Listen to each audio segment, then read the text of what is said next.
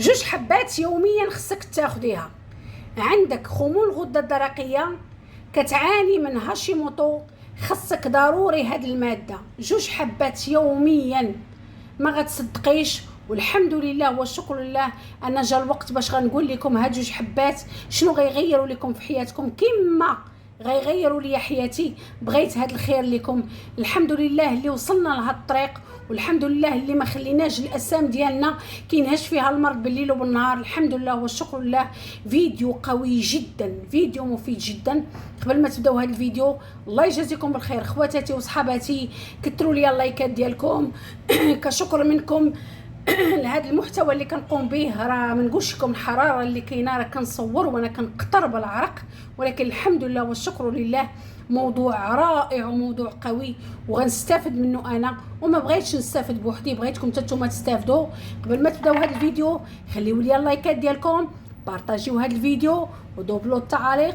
واللي ما قدراتش على اختها ام نور وتكتب تعليق وعيانه ومريضه ودارينها صبيعاتها ودير غير نقيطه نقيطه نقيطه نقيطه بنقيطه يحمل الواد، نقيطه بنقيطه يحمل الواد. خطوه بخطوه نوصلوا لطريق العلاج. هذه هي طريقنا وهذا هو قدرنا. اختارنا الله وابتلانا الله. الحمد لله والشكر لله. كل شيء بفضل الله سبحانه وتعالى، وإحنا مستمرين وإحنا غاديين ودينا في يد بعضياتنا. فيديو قوي جدا. مرحبا بكم. مباشرة الوصفة. ما تنسونيش في اللايكات. مرحبا بكم. السلام عليكم ورحمة الله وبركاته. عدنا لكم من جديد، فيديو جديد.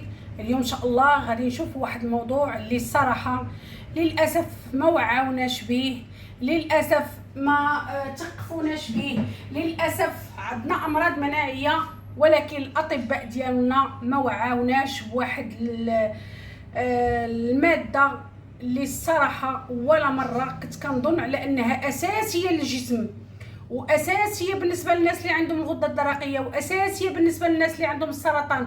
صراحة تخلعت وتفزعت من الكم ديال الفوائد وديال الأهمية ديال هاد المادة في الحياة ديالنا وإحنا غافلين عليها، اللي هو السيلينيوم. اليوم عندنا لقاء مع السيلينيوم. غادي نعمل هذا الفيديو، ودائما كنقول لكم اذا سامحوني كيتقطع ليا عندي اتصالات. كما قلت لكم السيلينيوم ماده جد مهمه. ولا مره اضطرني شي طبيب، ولا مره تاثرت وعرفت هذه الماده مهمه. يعني رغم انني مشيت عند طبيبه ديال الغده الدرقيه، ولكن ولا مره نبهتني لهذه الاهميه ديال السيلينيوم. انا كنت كناخذ مكملات ديال السيلينيوم، ولكن ما كانش عندي داك يعني ما كنتش واخده داك المكمل بواحد الاهميه. فالصراحه اليوم بحثت مزيان ولقيت على ان هاد الماده هذه غتشوفوا معايا في الفيديو الفوائد ديالها اللي ما غتصدقوش واللي غيضركم راسكم. علاش ما تاثرناش؟ علاش ما كيعطيوناش على الاقل الاطباء ديال لاتيغويد؟ علاش ما كيأثروناش هاد التأطير؟ صراحه انا كنتمنى يكون شي طبيب ديال الغده الدرقيه كيشوف هاد الفيديو ونطرح عليه هاد السؤال. علاش ما كتأثروش المرضى ديالكم؟ علاش كنمشيو عندكم عندنا مرض ديال الغده الدرقيه خدي لي فوتيغوكس صافي بوين فينال؟ علاش ما كاينش واحد التأطير؟ علاش ما نعرفوش السبب ديال داك المرض؟ علاش ما نعالجوش الاسباب ديال داك المرض ماشي نعالجوا النتيجه ديال هذا المرض؟ اذا الموضوع اليوم قوي جدا، موضوع مفيد جدا، وغادي نخليكم باش تشوفوا التفاصيل ديال هذا الفيديو. اذا كما قلت لكم غادي ناخذوا السيلينيوم كمكملات. واخيرا شريت الجوز البرازيلي، واخيرا خديت نواه بريزيل، واخيرا صراحه كتبتوا لي بزاف التعليقات ودخلت بحث. كنقول لكم انا راه اي معلومه كتعطيوها لي في لي كومونتير راه كندخل نبحث عليها، اللي كنلقاها بانها كتناسب مع الجسم ديالي كناخذها. فدخلت بحثت على الجوز البرازيلي. صراحه تصدمت من الكميه الهائله ديال هذا الجوز البرازيلي. تصدمت علاش ما دخلتوش قبل في النظام ديالي، ولكن الحمد لله انا كنآمن بانه عمره ما كيفوت الوقت، عمره ما يفوت الوقت. اذا انا خديت كيلو هنا، كيلو ديال الجوز البرازيلي. غادي يقولوا لي الثمن خديته تقريبا جايه ل 200 درهم، تقريبا 4000 ريال باش خديت هذا الكيلو. دابا غادي نتعرفوا على الفوائد اللي الصراحه خطيره جدا، فوائد اللي ولا مره جات في بالي، ولكن جا الوقت باش اليوم ان شاء الله قررت انني ندير فيديو مفصل على هذا الموضوع. اذا اول فائده ديال الجوز البرازيلي هو تحسين الغده الدرقيه والحمايه ديالها من الامراض. يعني لا لاحظتوا حتى الشكل ديال الجوز هو تقريبا كيشبه الشكل ديال لا تيغويد، فوالا. اذا كذلك هو مصدر ممتاز للسيلينيوم، اللي هو الماده اللي كنقول لكم احنا دابا كنقلبوا عليها. يعني اهم مصادر السيلينيوم نمبر 1 الرتبه الاولى اللي هو الجوز البرازيلي. علاش مهم هذا الجوز البرازيلي؟ لان السيلينيوم احدى اهم الانواع ديال المضادات الاكسده الضروريه للجسم. ملي كنقولوا مضادات الاجسام او مضادات الاكسده عفوا، كنتحدثوا على الناس اللي عندهم امراض مناعيه والناس اللي عندهم امراض السرطان. الناس اللي عندهم امراض مناعيه والناس اللي عندهم امراض السرطانات، هاد الناس عندهم مفاعلات، يعني عندهم اكسده داخل الجسم ديالهم، فمحتاجين للتغذيه، محتاجين للعناصر، محتاجين للمواد اللي هي غنيه بمضادات الاكسده باش تقضي لهم على الجذور الحره. الجذور الحره اللي ما كيعرفش شنو هو الجذور الحره، الجذور الحره هي المواد اللي كترسب لينا في الجسم ديالنا، هي تسممات، وهي اللي كتمشي او العامل رقم 1 للامراض ديالنا. اذا كنحاول ما امكن انني نشرح مزيان داكشي اللي قدرت نفهمه انا. كذلك من بين الفوائد ديال هذا الجوز البرازيلي هو انه كيحسن صحه القلب والشرايين. شوفوا مازال حنا خدامين ومازال حنا كنشتغلوا على السيلينيوم.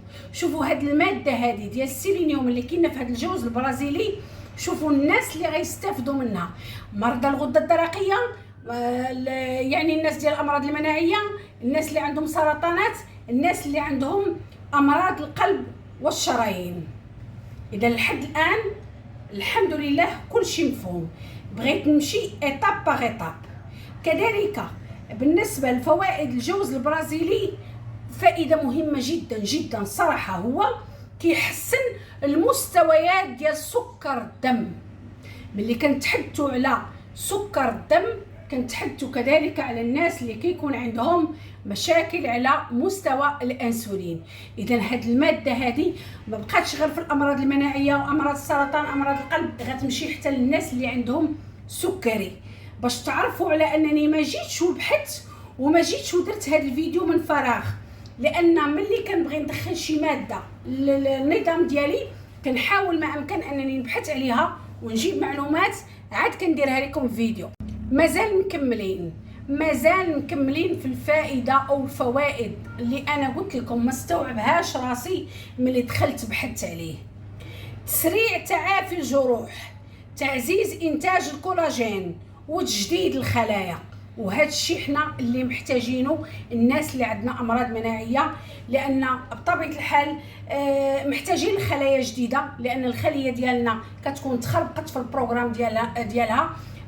كذلك الناس اللي عندهم سرطان محتاجين تجديد الخلايا ديالهم باش تموت الخلايا اللي مريضه اللي انفكتي بالسرطان وتولي عندهم خلايا جديده.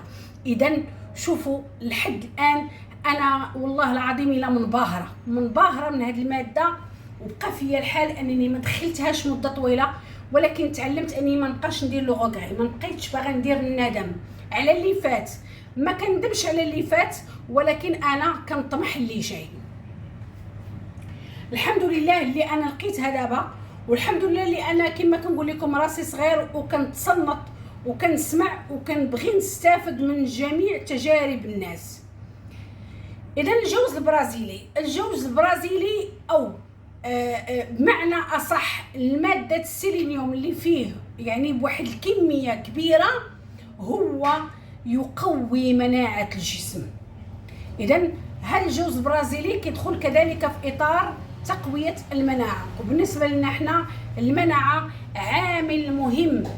تقويه المناعه بالنسبه للناس اللي عندهم امراض مناعيه راه هي طوب ديال الطوب. نطلعوا المناعه ديالنا ونجدوا الخلايا ديالنا. اذا حنا في طريق الشفاء وفي طريق العلاج باذن الله سبحانه وتعالى.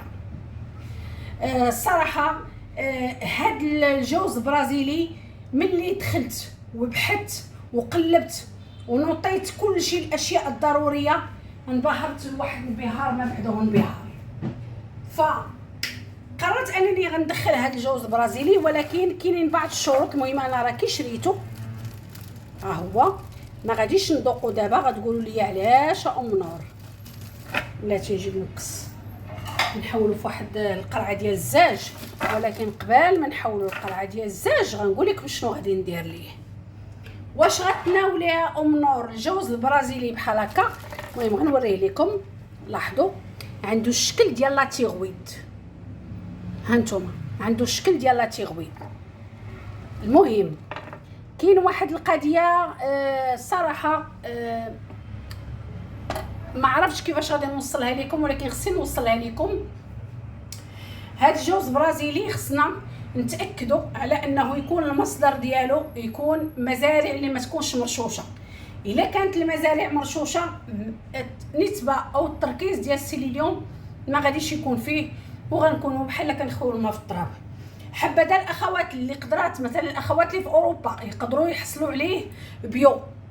انا هاد السيد الصراحه حلف ليا، انا قلت ليه انا رانا مريضه والله يجازيك بالخير، انا راه بغيت هذا الدواء ما بغيتوش باش نتنشوا به، الله يجازيك بالخير. واش عندك شي معلومات على هاد يعني الجوز اللي عندك المصدر ديالو؟ المهم هو اكد ليا على ان هاد الجوز هذا ما مداوي ما مرشوش ما والو، والتقليد كيبقى عليه هو. انا غادي نتوكل على الله وغادي نتناولو هاد الشيء اللي كاين. طريقه الاستعمال غنجيو لاهم نقطه، اهم نقطه طريقه الاستعمال. اولا غنشد هذا الجوز كله وغناخذ واحد السوبيره ديال الدجاج وغادي نبيتو ليله كامله في الماء. غنبيتو ليله كامله في الماء، والصباح غادي نسقطرو ونكون طافيه الفران. كنأكد يكون الفران مطفي بعد ما نطيب الخبز وندخلو ينشف، وعاد غادي نديرو في واحد البوكال ديال الزاج. ورانا غنبارطاجي معكم كيفاش غادي نقع هاد الجوز ونقع حتى المكسرات. علاش؟ باش نحيد منهم حمض الفيتيك. حمض الفيتيك ما كيخليش الجسم يمتص المعادن، فلهذا شروط استعمال المكسرات هو النقع ديالها.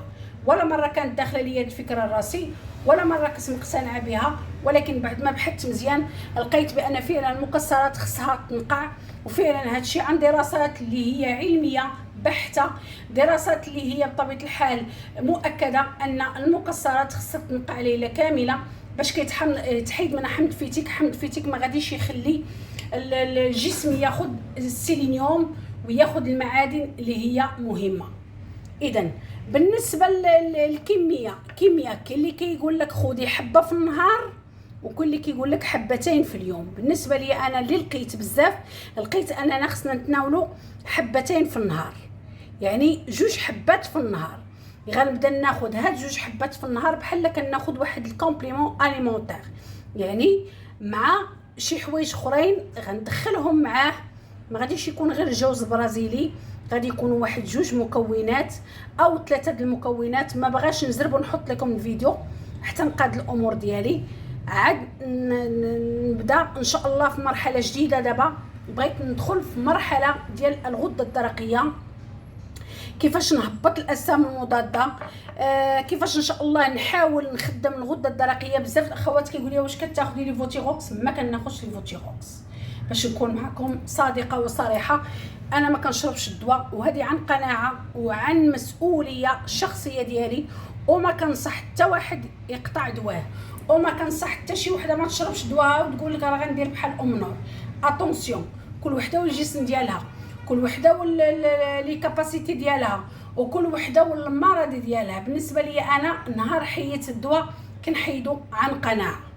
اذا هذا هو الفيديو. صراحه فيديو مفيد جدا، فيديو قوي جدا اللي كنتمنى على ان غيكون التتمه ديالو. غنوريكم الطريقه كيفاش غادي نزول منه حنك الفيتيك.